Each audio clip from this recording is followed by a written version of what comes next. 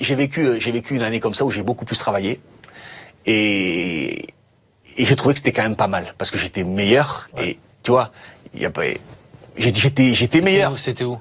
C'était à Bordeaux. Quand j'avais fait à Bordeaux, qu'il y avait un entraîneur qui s'appelait Tony, un Portugais là qui était venu et qui m'avait fait beaucoup travailler sur mon rôle d'attaquant et je me suis senti mieux, je me suis senti c'était bien quoi, arriver de s'entraîner de ça, mais c'était l'effort, j'avais pas envie de le faire. Comment un jour un jour on faisait des préparations avec Bordeaux, on faisait un footing, il y avait Pierrot Labatte, il y avait le chien de Pierrot Labatte qui nous suivait toujours.